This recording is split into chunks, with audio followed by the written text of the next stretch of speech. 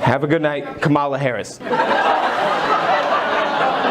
the time I need you on my side.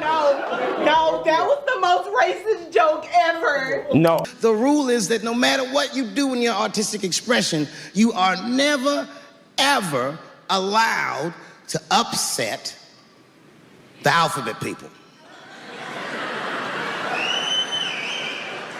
You know who I mean. Those people that took 20% of the alphabet for themselves. If you do win an award tonight, don't use it as a platform to make a political speech, right? You're in no position to lecture the public about anything. You know nothing about the real world. Being a comedian these days, it's gotta be the ultimate cheat code of life. Not only do they get a free pass to roast woke culture for the circus, it truly is, but they do it with style, swagger, and just enough immunity to dodge the outrage mob like Neo in the Matrix. So buckle up, folks, because we're diving into when comedians went full savage mode and completely wrecked woke culture. Starting off strong, we've got the legend himself, Ricky Gervais, who single-handedly turned the Golden Globes into a roast-a-thon. Trust me, you won't want to miss this one. All right, if you're ready to stop tiptoeing around drama and get straight to the good stuff, hit that subscribe button and join us on the Glamstar channel, where the only thing more glamorous than the content is how quickly you'll regret not subscribing sooner. Trust me, your future self will thank you. People from every background, but they all have one thing in common. They're all terrified of Ronan Farrow. He's coming for you. He's coming for you. Look, talking of all you perverts, it was a big year. It was a big year for paedophile movies. Surviving R. Kelly, Leaving Neverland, Two Popes. Shut up. The 77th Golden Globe Awards? Oh, it wasn't just an award show. It was a comedy massacre. And we have one man to thank for that, Ricky Gervais. Now picture this. A brutally honest anti-woke comedian handed a mic at a glitzy event packed to the brim with woke Hollywood elites. Oh, you just knew it was gonna be a bloodbath. And boy, did Gervais deliver. It wasn't just a roast, it was a 5-star flame-grilled obliteration. Stick around, because what he said next had everyone squirming in their designer seats. Superb drama about the importance of dignity and doing the right thing, made by a company that runs sweatshops in China. So, well, you say you're woke, but the companies you work for, I mean, unbelievable. Apple, Amazon, Disney. So, if you do win an award tonight, don't use it as a platform to make a political speech, right? You're in no position to lecture the public about anything. You know nothing about the real world. Most of you spent less time in school than Greta Thunberg. So, if you win, right, come up, accept your little award, thank your agent and your God, and fuck off, okay? And let's be real. This wasn't Ricky Gervais' first rodeo. Oh no, the man's got experience. He's practically the professor of dragging the politically correct crowd 101. At this point, he's not just roasting them, he's educating them, one savage mic drop at a time. And trust me, class was definitely in session at the Golden Globes. There's loads of types of comedy, and comedy evolves, you know. There's a new type of comedy at the moment called woke comedy, right? No, it's very progressive, you know. There are some clubs now where the comedian has to sign a thing saying he won't say anything contentious or he won't say anything that could offend anyone. It's a safe space for the audience. Woke comedy. And I tried to watch a bit of it, and I decided I'd rather watch Louis C.K. masturbate. Fast forward to 2022, and Ricky Gervais wasn't just cooking, he was deep-frying controversy in his Netflix special, Supernature. This time, he cranked the heat up on the trans community and everything else in between. From mocking pronouns to taking aim at guys who think saying, "I'm a woman now" magically makes it true, Ricky went all in. And let me tell you, he didn't just push buttons, he slammed them so hard, the woke community practically blue screened. You can't predict what will be offensive in the future. You don't know who the dominant mob will be. You know, like, the worst thing you can say today, get you cancelled on Twitter, death threats, whatever, the worst thing you can say today is, women don't have penises, right?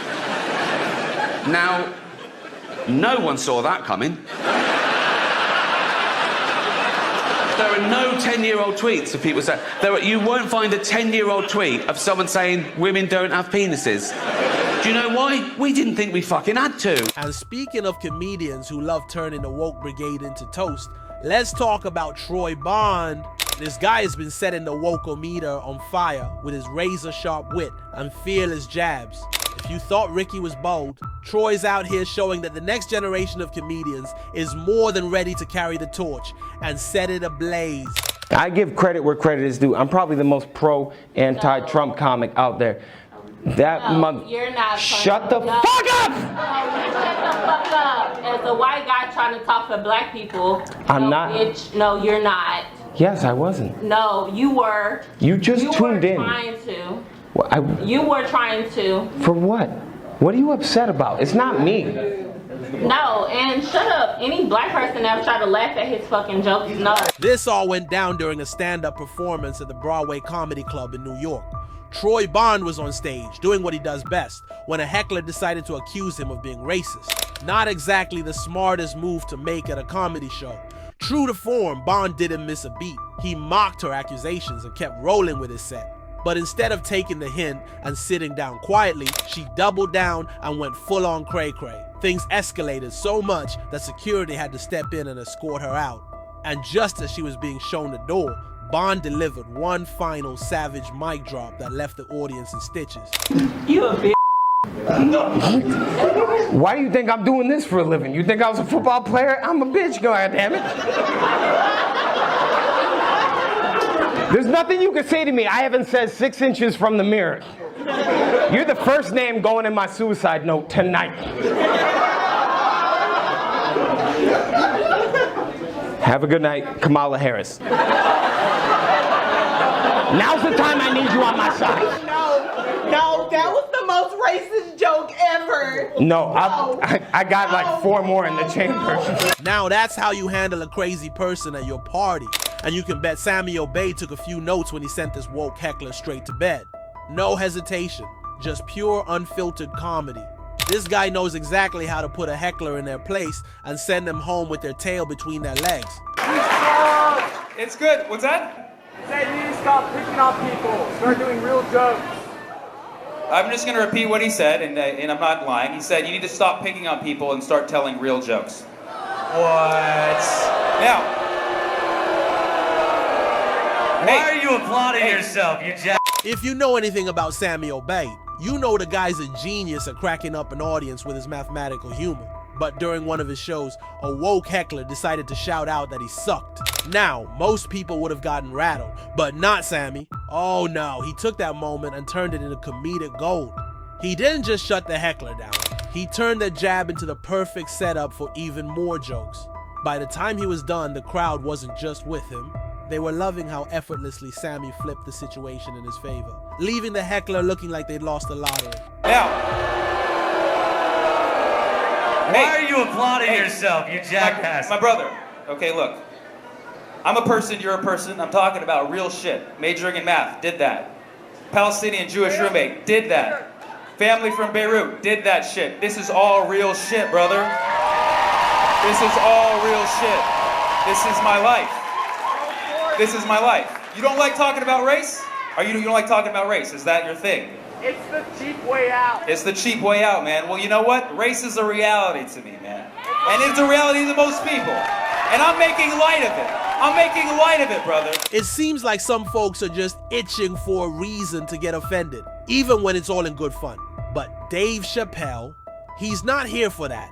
He ate up the outrage and left no crumbs when he made a complete spectacle of the alphabet community. Chappelle took the stage, unleashed his sharp wit, and didn't hold back. He roasted, toasted, and served up some brutally honest comedy that had the crowd either laughing or clutching their pearls.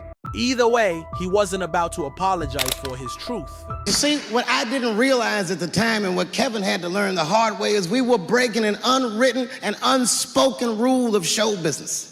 And if I say it, you'll know that I'm telling you the truth. The rule is that no matter what you do in your artistic expression, you are never, ever allowed to upset the alphabet people. In his Netflix special, The Closer, Dave Chappelle took some serious direct shots at woke culture, especially targeting the alphabet arm of the movement. But Dave didn't just stop there. After the show aired, the mob came for his head. But let's be real. When you're a comedian, those accusations don't really stick, do they? Instead of sweating it, Dave just let it roll off his back like water off a duck. And then, because why not, he jumped on another show and straight up called out the entire industry for how obsessed they are with policing what people can and can't say. I want everyone in this audience to know that even though the media frames this, that it's me versus that community, that is not what it is. Do not blame the LGBTQ community for any of this shit. This has nothing to do with them. It's about corporate interests and what I can say and what I cannot say. Another guy who's made sure to drag woke culture into practically every joke is Kevin Moesi. And let's be honest, nothing is ever going to top the time he absolutely destroyed woke culture's idea of inclusion, especially when all they seem to do is keep adding more and more letters to the alphabet. Kevin didn't just point it out, he straight up roasted the whole idea with a level of precision that had the crowd in tears.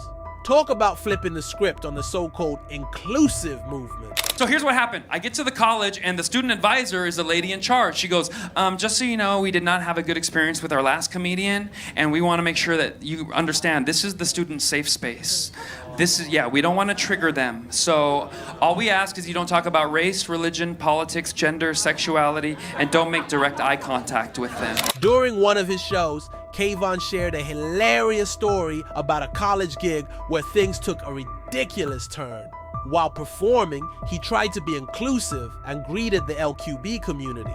But in true woke fashion, a woman in the audience got outraged that he didn't say the full ever-expanding acronym LGBTQIAA+. Apparently, stopping at LGBTQ is a crime now. Kayvon didn't just let it slide. He turned the whole thing into comedy gold. He had the crowd rolling with laughter as he poked fun at how impossible it is to keep up with the never-ending alphabet soup of gender and sexual identity. He even compared it to how much simpler things were back in his father's generation, where the only label you needed was human. He joked about how people just keep inventing new letters and terms, whether they make sense or not. And honestly, most of it doesn't make any sense at all. He goes, where's the LGBTQ students? I go, that was nothing.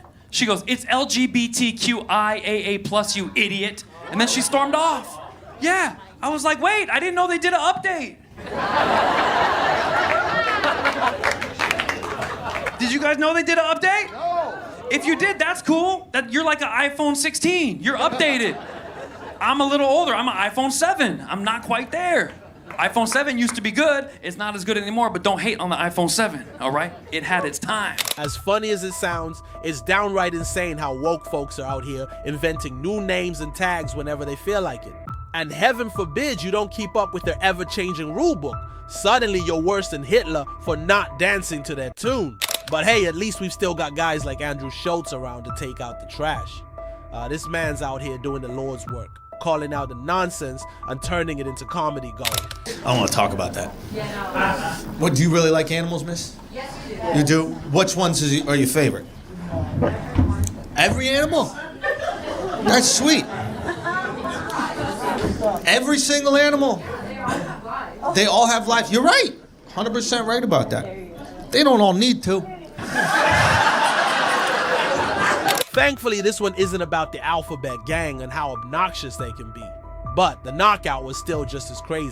During one of his shows, an activist started grilling Andrew Schultz about his stance on eating meat and animal rights, trying to paint him as the villain for not being a devoted animal lover. At first, Schultz tried to dodge the drama, keeping it light. But when she wouldn't let up, he decided it was time to shut her down in the best way possible. Not only did he turn the whole thing into a joke, but he also called her out on her hypocrisy in front of the whole crowd. Because let's be real, if you're gonna lecture someone about eating meat, you better make sure you're not wearing leather, right? The Philippines, are there any animals that they eat that we don't eat here?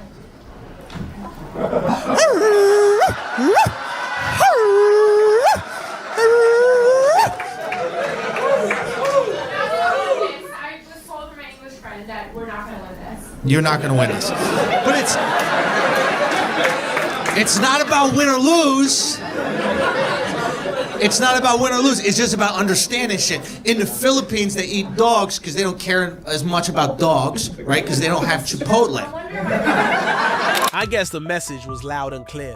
Next time, Don't throw stones when you live in a glass house just to sound woke. So, if you're tired of tiptoeing around the never-ending woke alphabet and all the drama, hit that subscribe button and join us on the right side of satire.